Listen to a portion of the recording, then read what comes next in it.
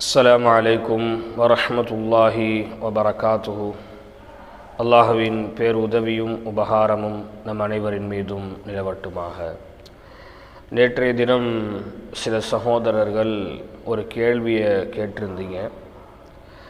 அதாவது, ஒரு சண்டையில் மற்றவங்களுடைய மானத்தை வாங்கலாமா, அவங்கள மானபங்கப்படுத்துகிற மாதிரி பேசலாமா, இன்றைக்கோ எப்போமோ தெரியாமல் செஞ்ச ஒரு குற்றத்தை ஒரு சண்டையில் சொல்லி காமிச்சு அவங்கள அவமானப்படுத்தலாமா, அப்படி அவமானப்படுத்துகிறவங்களுக்கு அல்லாஹ் என்ன தண்டனையை கொடுக்குறான்? ஏன்னா இந்த ரமலான் மாதத்திலும் கூட சண்டை சச்சரவுகளில் ஈடுபடக்கூடியவங்க பல பேருடைய மான விஷயங்களில் கடுமையாக விளையாடுகிறார்கள். இப்படி இருக்கக்கூடியவங்களுக்கு மறுமையில் என்ன தண்டனை கிடைக்கும் அப்படின்னு சொல்லி பிறரால் மானவங்கப்படுத்தப்பட்ட எத்தனையோ சகோதரர்கள் கேட்டீர்கள். அதை குறித்து ஹதீஸுகளில் ஆய்வு செய்ய முற்படும்போது அபூதாவூதில் அனஸ் ரலியல்லாஹு தஆலா அன்ஹு அவர்களுடைய அறிவிப்பில் ஒரு ஹதீஸ் பதிவு செய்யப்படுகிறது. நபிகள் நாயகம் ரசூலுல்லாஹி ஸல்லல்லாஹு அலைஹி வஸல்லம் அவர்கள் சொல்லி காமிக்கின்றார்கள், அல்லாஹ் ரப்புல் ஆலமீன் என்னை லம்மா அரஜ ரப்பி, என்ன அல்லாஹ் தஆலா மிஅராஜுடைய பயணத்துக்கு அழைத்தான். நான் வானுலகத்திற்கு சென்றேன்.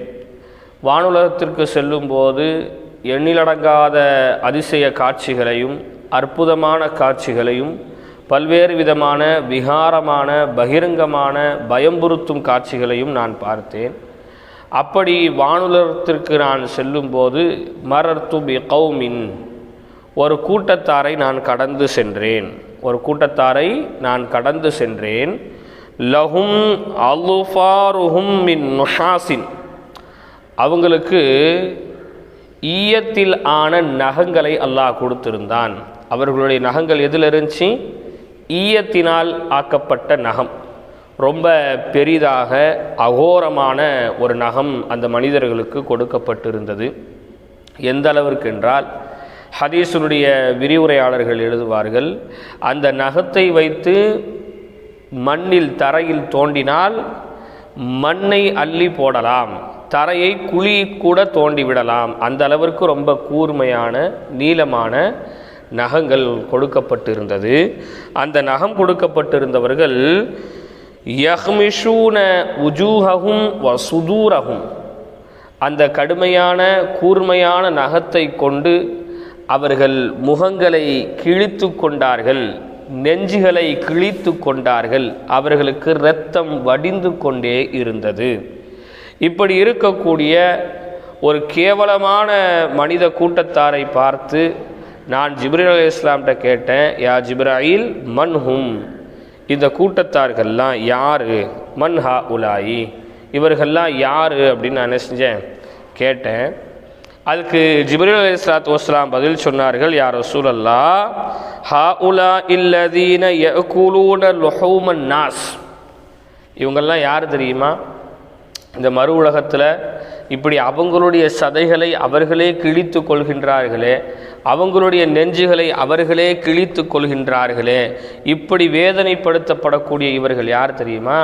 யஅகுலூன லுஹூமன் நாஸ், உலகத்தில் மக்களுடைய மாமிசத்தை சாப்பிட்டவர்கள். எதை சாப்பிட்டவங்க?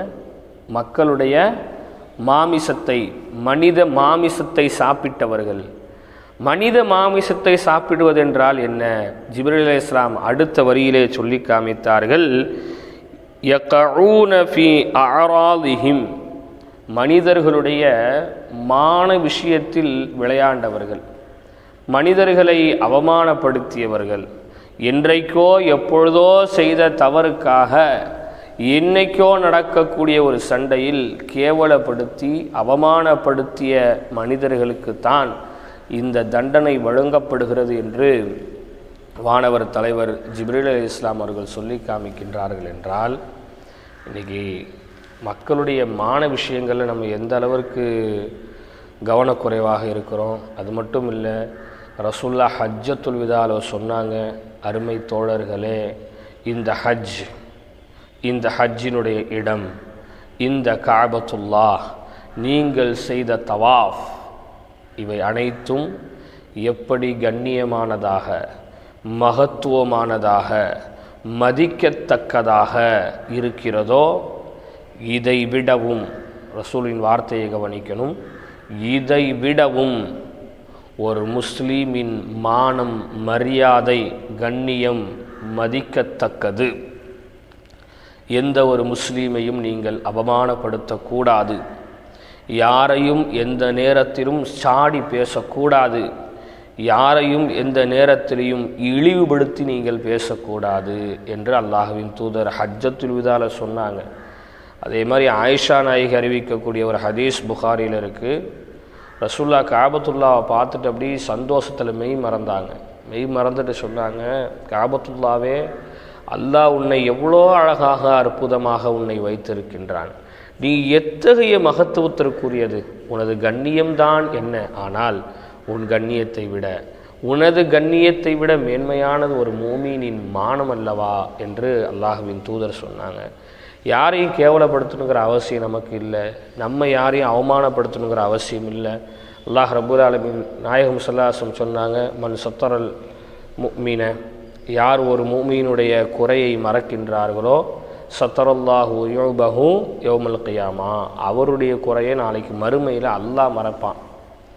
நம்ம பெருசாக அவன் நல்லா கேவலப்படுத்திட்டேன், அவமானப்படுத்திட்டேன், அப்படி பண்ணிட்டேன், இப்படி பண்ணிட்டேன் அப்படின்னு நம்ம பேசுகிறோமே, நாளைக்கு மறுமையில் நம்மளுடைய மானத்தை அல்லாஹ் வாங்கும்போது, எங்கேயாவது ஒரு தெருக்குள்ளே, ஒரு ஊருக்குள்ளே தான், நாளைக்கு உலகம் தோன்றி உலகம் மறையும் வரையிலும் யாரெல்லாம் வந்தார்களோ, வர இருக்கிறார்களோ, எல்லோருக்கும் முன்னால் அல்லவா அல்லாஹ் நமது மானத்தை வாங்குவான்.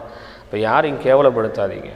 சண்டை வருதா, முன்னாடி செய்த தவறுகளை சுற்றி காமிக்காதீங்க. அதை கொண்டு அவரை நீங்கள் அவமானப்படுத்தாதீங்க. அப்படி அவமானப்படுத்துறது ஏதோ ஒரு பெருமைக்குரிய செயல் அல்ல. முடிஞ்ச அளவுக்கு சண்டை போடாமல் என்ன செய்யணுங்க, நம்ம இருக்க முயற்சி